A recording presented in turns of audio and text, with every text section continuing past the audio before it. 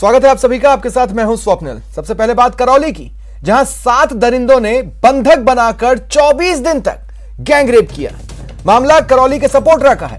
एक विवाहिता को सपोटरा मोड़ से बहला फुसला कर ले जाने और 24 दिन बंधक बनाकर 7 लोगों द्वारा गैंगरेप करने और 5,000 रुपए नकद और सोने चांदी के आभूषण छीनकर बेचने का मामला पुलिस ने दर्ज किया है। पुलिस के अनुसार पीड़ित ने आरोप लगाया कि 7 मई को वो अपने पति के साथ 10:30 बजे सपोटरा आई थी।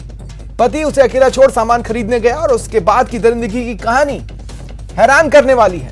हैवानियत की इंतहा की कहानी बयां करती है। ज्यादा जानकारी देंगे सहयोगी धर्मेंद्र, क्या जानकारी है?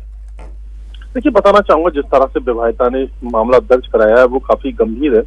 विवाहिता का कहना है कि जब सपोटरा में पति के साथ सामान खरीदने गई थी तो उस दौरान पति सामान लेने चला गया और एक युवक बाइक पर आया और उसने पति के द्वारा बुलाने का झांसा देते हुए उसे साथ बिठाकर ले गया और झांसा देते हुए सपोटरा से गंगापुर ले जाया गया, जहां उसके साथ बारी बारी से दुष्कर्म किया गया। इसके साथ ही उसे विभिन्न स्थानों पर घुमाते हुए 24 दिनों तक लगातार बंधक बनाकर दुष्कर्म किया गया और उसके बाद जैसे तैसे महिला छूटकर अपने घर पहुंची और अपने परिजन करी थी, जिसके बाद ये मामला पुलिस तक पहुंचा। पुलिस मामला दर्ज कर जो कैला देवी डीएसपी है वो इस पूरे मामले की जांच कर रहे हैं। टीम गठित की गई है और मोबाइल लोकेशन वगैरह की जांच की जा रही है। जी ये आपसे जानना चाहता हूं कि पहले उसे अगवा किया गया और ये जो पूरी बात पीड़ित पुलिस के साथ शेयर कर रही है, क्या पुलिस की प्रारंभिक जो जांच है, जो मेडिकल करवाया गया होगा पीड़ित का, वो उसी ओर इशारा कर रही है?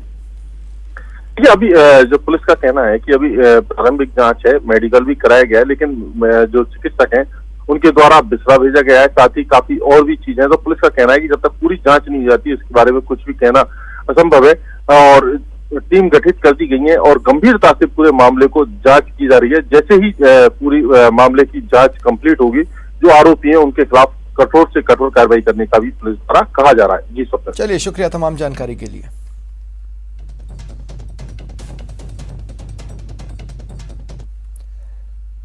चलिए बढ़ेंगे आगे। दौसा जिले के बांदीकुई में बीच रास्ते में एक महिला के साथ करीब आधा दर्जन बदमाशों के मारपीट का सीसीटीवी फुटेज आया है। मामला मंगलवार की रात का है, जब पीड़ित महिला अपने पति और बच्चे के साथ बाजार से घर जा रही थी। तभी एक बाइक सवार युवक स्टंट दिखाता हुआ सड़क से गुजरा।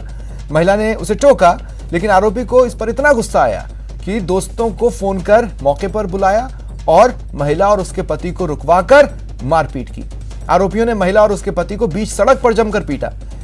पुलिस मौके पर पहुंची, महिला को अस्पताल में भर्ती कराया गया। मामले को 24 घंटे बीत गए, लेकिन पुलिस के हाथ अभी तक खाली हैं।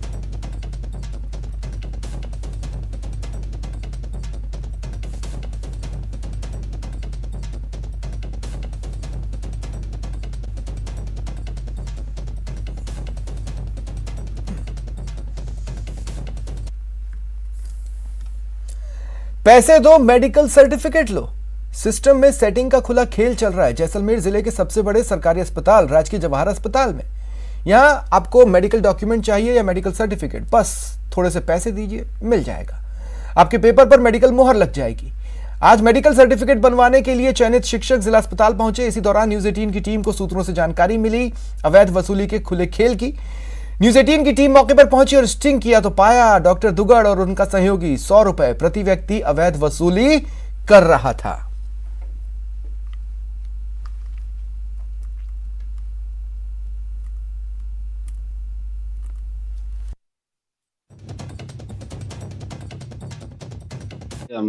उसमें पैसे लिए जाने का प्रकरण सामने आया तो हम पीएमओ से जांच कराएंगे, क्योंकि किसी तरह का इन्वेस्टिगेशन का यहाँ पर कोई राज्य सरकार के सरकारी सभी समस्त सरकारी संस्थान में इस तरह का इन्वेस्टिगेशन सभी फ्री है, उसका किसी तरह का कोई चार्ज नहीं लिया जाता है। ऐसा चार्ज लेना बिल्कुल गलत है और राज्य सरकार से ने सभी को फ्री कर रखा है। इसकी हम पीएमओ साहब के वहाँ का मैटर है तो वो उनसे जाँच करवाई जाएगी। सिस्टम में सेटिंग का खुला खेल चल रहा है और ये देखिए पीआरसी ने 100 रुपए निकाले हैं और अब देखिए वो 100 रुपए दे रहा है और वो 100 रुपए ले भी रहे हैं।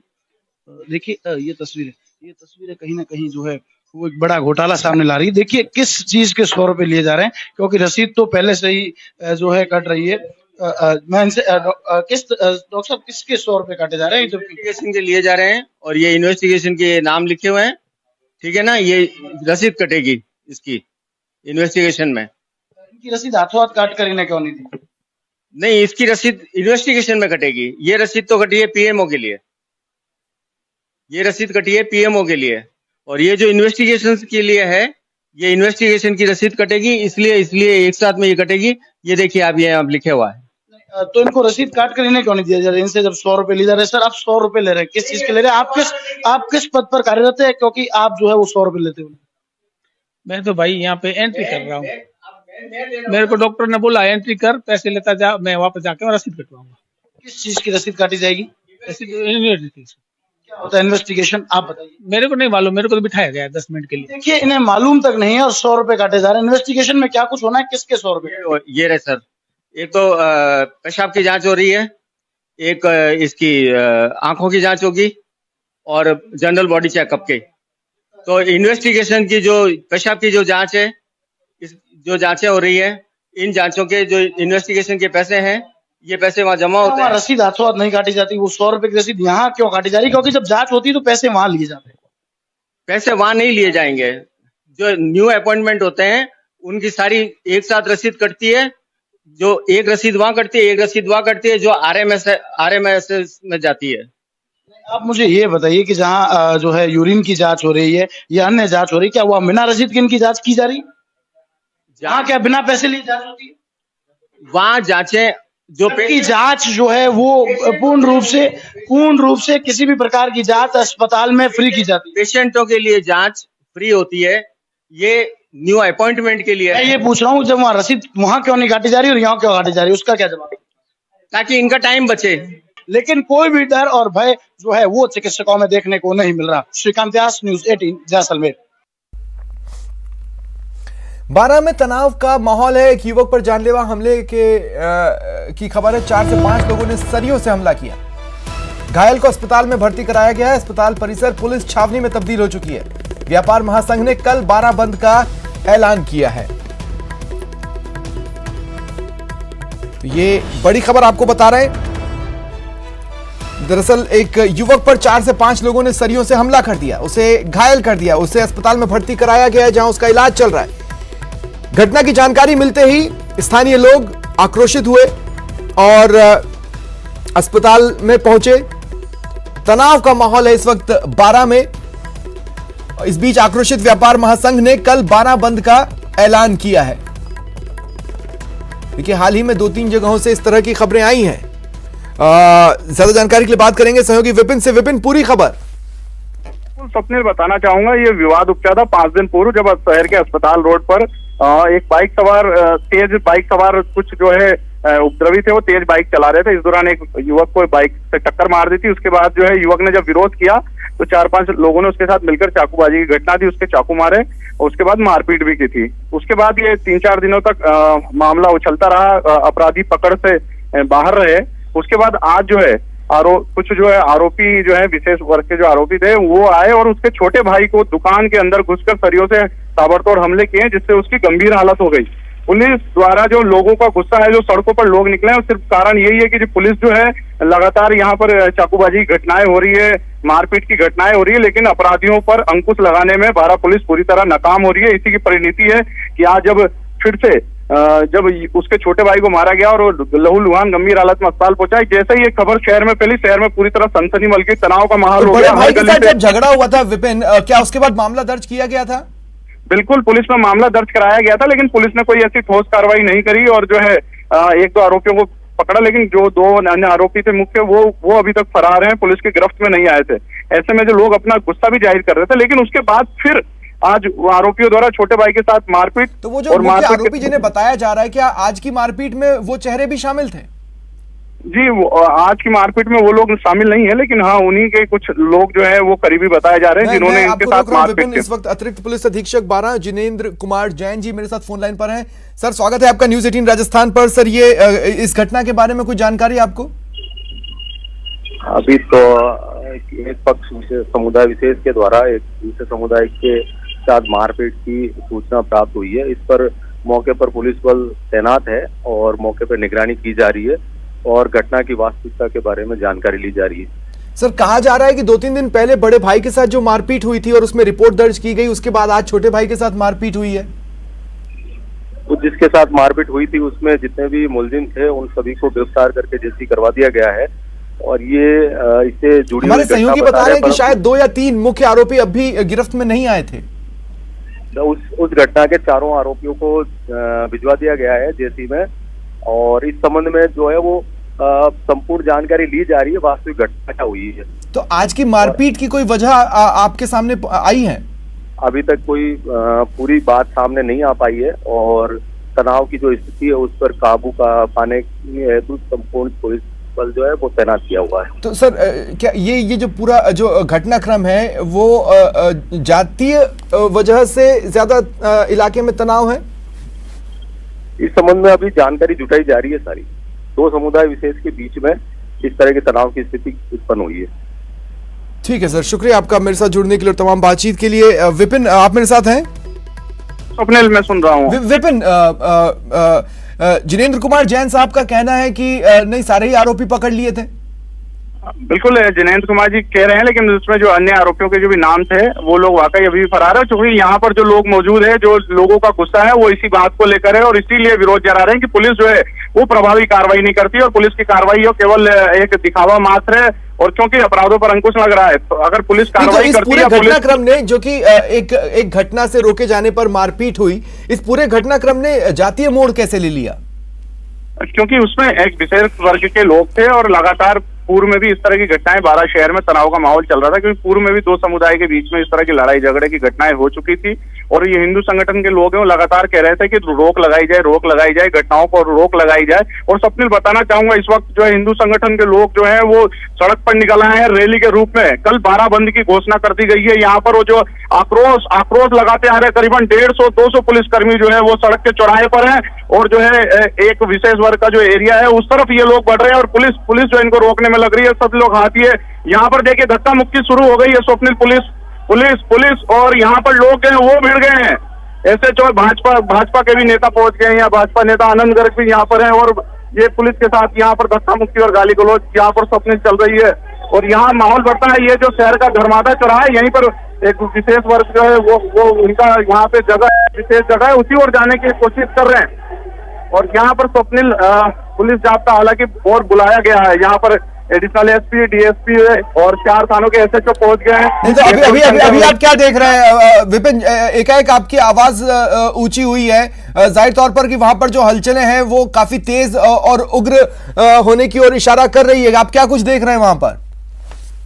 यहाँ पर जो है शहर का धर्मादा चौक है, यहाँ पर लोग जो है अस्पताल से रैली निकाल कर यहाँ पहुंच गए हैं धर्मादा चौराहे पर, और पुलिस के साथ यहाँ पर जो है जबरदस्त धक्का मुक्की एक विशेष जगह पे जाने की कोशिश कर रहे हैं, जिस एरिया में उस समुदाय के लोग रहते हैं उधर जाने की शायद कोशिश कर रहे हैं, और इसी वजह से जो है यहाँ पर पुलिस और इनके बीच में अभी जो है धक्का मुक्की हुई है, जमकर गाली। जब इलाके को छावनी बनाया गया विपिन, मैं जानना चाहता हूँ तो समझाइश के प्रयास भी तो पुलिस ने किए होंगे। अगर ठोस आश्वासन देते तो इस तरह की स्थिति नहीं बनती। पुलिस जो है सर पहले भी यहाँ स्वप्निल कई बार आश्वासन दे चुकी थी। इसी का परिणति है कि मतलब पिछली बार भी अगर कार्रवाई हो जाती है तो वापस जो है दुकान के अंदर घुस के शायद मारपीट न होती उसी से। और ये सड़क पर यहाँ जो है लोग यहाँ धरने पर बैठ गए हैं।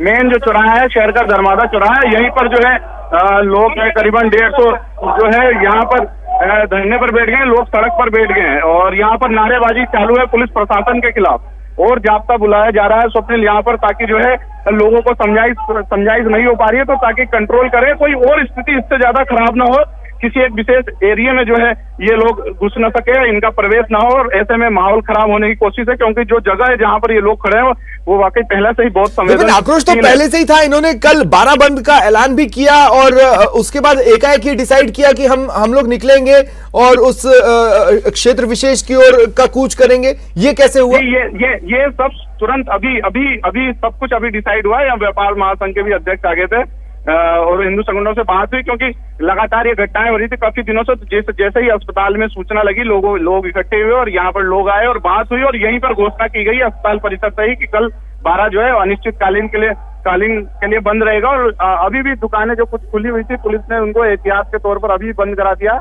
और अभी बताना चाहूंगा धर्मादा चौराहे पर ही लोग हैं, नारेबाजी लगातार चालू है। एक तरफ पुलिस ने जो चारों तरफ से घेरा हुआ इलाके को, और लोग जो हैं वो जबरदस्ती घुसने की कोशिश कर रहे हैं, धक्का मुक्की चल रही है और लोगों की तादाद बढ़ती जा रही है, क्योंकि पुलिस जाब्ता हालांकि कम है। यहाँ मंगाया गया है पुलिस जाब्ता भी, लाइन को अभी मैसेज किया गया है कि और जाब्ता भेजिए। तो आनंद फानन में आरएससी का जाब्ता और पुलिस जाब्ता यहाँ बुलाया जा रहा है, और थाने के जाब्ते को भी यहाँ बुलाया जा रहा है स्वप्निल। और लोग यहाँ पर हैं जो धरने पर बैठ गए, सड़क पर ही बैठ गए। जब पहले से ही जी स्वप्निल, एक सवाल और मैं ले रहा हूं, जब पहले से ही अस्पताल परिसर को लगभग छावनी में बदल दिया गया था, तो फिर इतना जमावड़ा होने क्यों दिया गया, और क्यों ये नहीं भापा गया कि इस तरह की स्थिति बन सकती है? स्वप्निल, सब कुछ आधे घंटे के भीतर हुआ है। जो न्यूज 18 पर ये चीजें आपको दिखाई जा रही है, एकदम लाइव की तरह दिखाई जा रही है।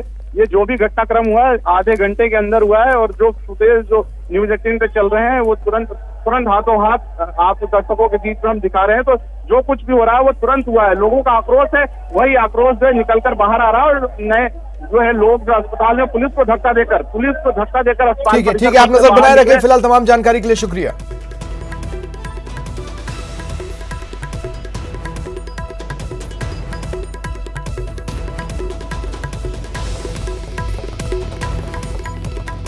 राजसमंद में सांसद खेलकूद प्रतियोगिता का समापन समारोह आयोजित हुआ। समारोह में सांसद दिया कुमारी भी शामिल हुई। सांसद ने कहा, साल 2024 में देश में फिर से नरेंद्र मोदी सरकार बनेगी। ऐसे में देश में खेलों को इसी तरह बढ़ावा मिलता रहेगा।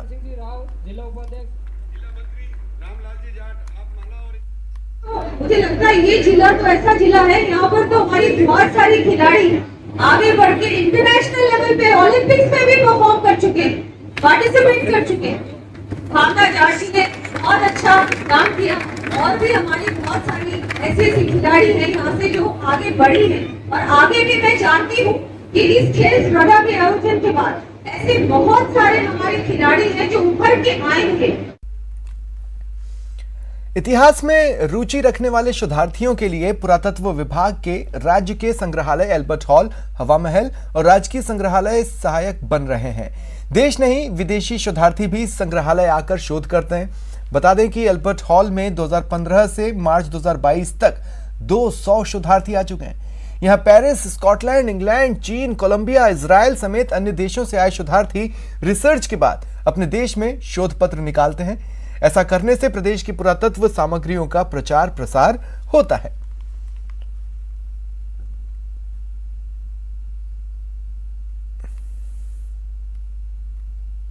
विभिन्न प्रकार की मूर्तियां जैसे मिलती है टाइम टू टाइम, तीसरी सदी, छठी सदी, 11वीं सदी या उसके बाद की, तो उनमें चेंजेस होते जाते हैं। तो उन चेंजेस के साथ वो उस समय की सामाजिक, आर्थिक, सांस्कृतिक इन चीज़ों को, पहलुओं के ऊपर भी विश्लेषण करते हैं, और ये जानना चाहते हैं कि समय के साथ इन मूर्तियों में और उस समय के सांस्कृतिक वातावरण में किस प्रकार का चेंज है। रिसर्चर के लिए ये शोध का मुद्दा रहता है। महिलाओं को आर्थिक रूप से सशक्त करने के लिए दौसा में नई शुरुआत की गई है। जिला कलेक्टर कमर चौधरी ने प्रदेश में सबसे पहले पहल करते हुए महिला स्वयं सहायता समूह को ग्रामीण हाट से जोड़ा। ये महिला स्वयं सहायता समूह विभिन्न उत्पादों का उत्पादन करती हैं और अपनी आजीविका चलाती हैं। इस हाट का उद्घाटन करने के लिए कलेक्टर कमर चौधरी पहुंचे और स्वयं सहायता समूह से जुड़ी महिलाओं से ही फीता कटवाकर उद्घाटन किया। इस दौरान कलेक्टर ने महिला स्वयं सहायता समूह से जुड़ी महिलाओं को मोटिवेट किया।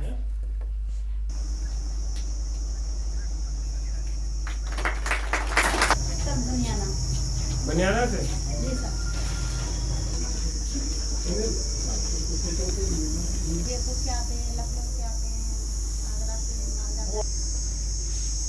और अब मुझे दें इजाजत। नमस्कार।